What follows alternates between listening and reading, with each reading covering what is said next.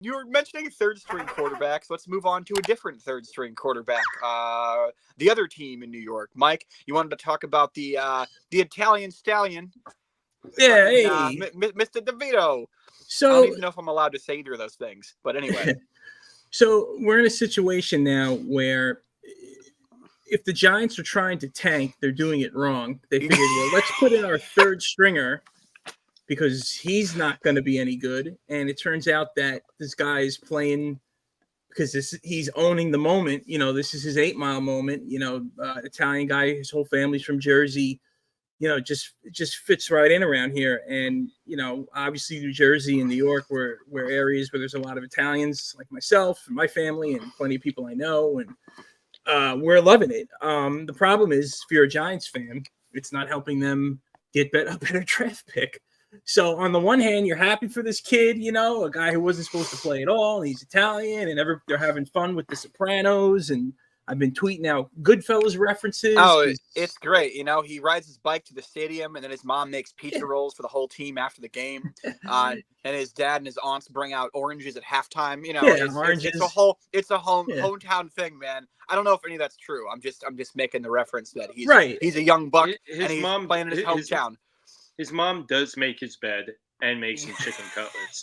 That he said in interviews. Honestly, is that not living your best life possible? Like you're a starting QB of the NFL, and your mom you go home to your mom's chicken farm. Like that's winning. That's winning. I don't care what everybody says. And he's probably the only one in history that could still get laid living at his mother's house. Like that. Yeah. That's the one dude where it's like, well, you're a football player, but you live at your mom's house. Like, it's like the scene in Goodfellas where Joe Pesci's mother goes, "Why don't you get yourself a nice girl?" He's like, "Well, I want to stay here with you." You know, so he's living it. And he's saving a lot of money too. He has to have that conversation of like, "No, it's cool. My mom and dad go bowling on Tuesdays. You can come over." Like it's fucking how that goes. The OnlyFans models come over on Tuesday, right? Yeah. As far as the actual game, it was boring as shit. I didn't watch it. I did. I endured the whole damn thing. It was not great. It was very boring. I actually texted you right before halftime because that's when the first team put any points on the board. It was almost a full half hour of just two offenses failing epically back and forth and daring the other team to put up any points. That's what it was.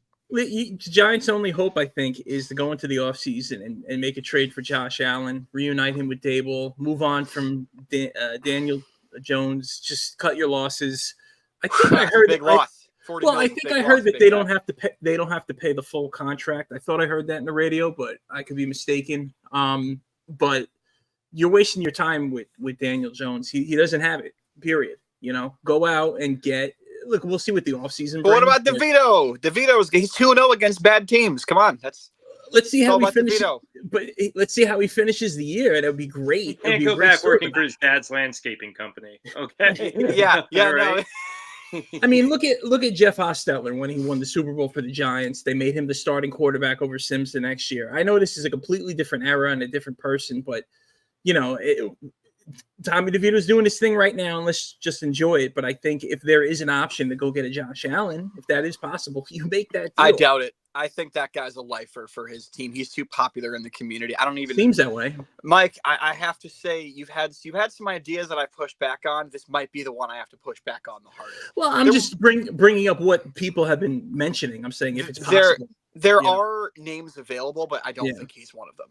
As far as like you just said, though, we'll ride DeVito out. He's throwing more touchdowns than the entire Jets offense, I think, in the last 2 games. You know, it's not to insult the Jets anymore, Brian, but you know, we'll see what happens. Again, if he puts up a few more dubs, cool. But like the Jets, we are out of it at this point and just emotionally checked out. And hey, it's the thing we'll loosely pay attention to on Sundays, but it's it. It's done. Again, I tried to bury this 2 shows ago, but we still have to talk about it, I guess. Oh, I got the Tommy DeVito thing is fun, you know. It is. At least it is very fun.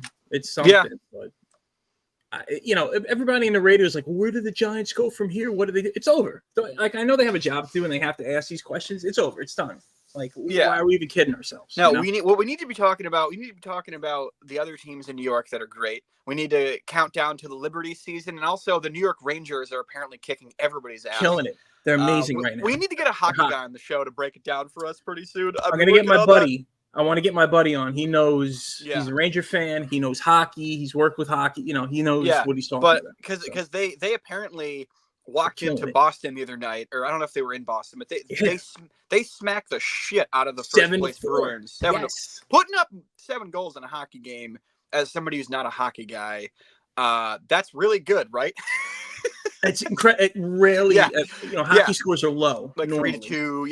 Yeah. Like a high scoring game is like 4-3. So to put up 7 on a team that's contending, that's right with you in the standings, is that's a big deal. That's a mushroom stamp. That's taking your dick out and slapping them right across the face and just saying, "Here we are, come get some." You know, we gotta make an effort, Mike, to actually follow the Rangers this year. If they're the only team that's gonna be good, I mean, the Nets will be okay.